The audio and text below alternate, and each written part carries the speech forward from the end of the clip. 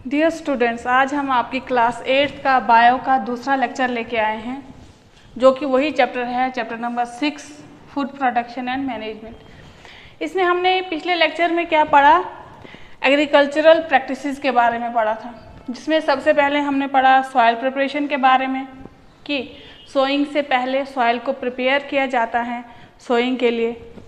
उसके बाद हमने पढ़ा सोइंग मतलब कि सॉइल प्रिपरेशन के बाद बीज जो है वो बोए जाते हैं ज़मीन में।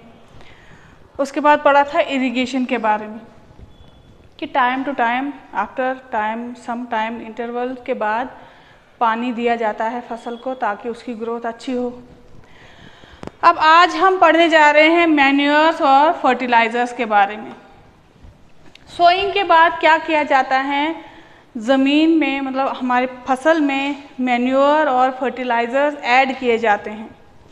The substances which are added to the soil in the form of nutrients for the healthy growth of plants.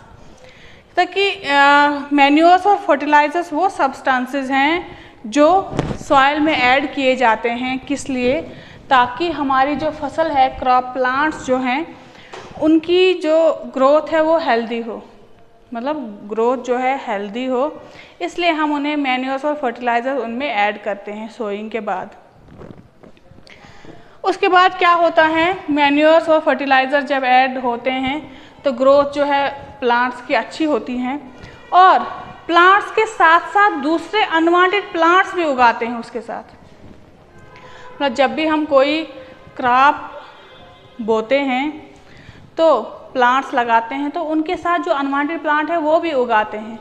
उन अनवांटेड प्लांट्स को हम क्या कहते हैं, वीड्स कहते हैं। इसके बाद ये ऐड करने के बाद दूसरा स्टेप वीडिंग होता है, मतलब removal of unwanted plants from the field. जो हमारा खेत है जिसमें हमने क्रॉप उगाई है, उसमें से जब हम अनवांटेड प्लांट्स को निकालते हैं तो उसे वीडिंग कहते हैं। अब वीडिंग के बाद क्या किया जाता है, वीडिंग के बाद क्रॉप जो हमारी क्या हो जाती है, हार्वेस्ट हो जाती है। हार्वेस्ट का क्या मतलब है, cutting of crop after maturity is called harvesting. मतलब जब क्रॉप जो है वो मैच्योर हो जाती है तो उसके बाद हम उस क्रॉप को क्या करते हैं, काटते हैं। जब हमने वीडिंग की तो अनवांटेड प्लांट्स हमने निकाल दिए तो सारे न्यूट्रिएंट्स जो हैं किसको मिले, क्रॉप प्लांट को, उसकी ग्रोथ हेल्दी हो गई, अच्छी क्रॉप हुई। तो उसके बाद जब वो मैच्योर हो जाती है तो हम उसे काटते हैं, तो उस प्रोसेस को हार्वेस्टिंग कहते हैं। जब क्रॉप काटी जाती है मैच्योरिटी के बाद तो उसे हार्वेस्टिंग कहा जाता है।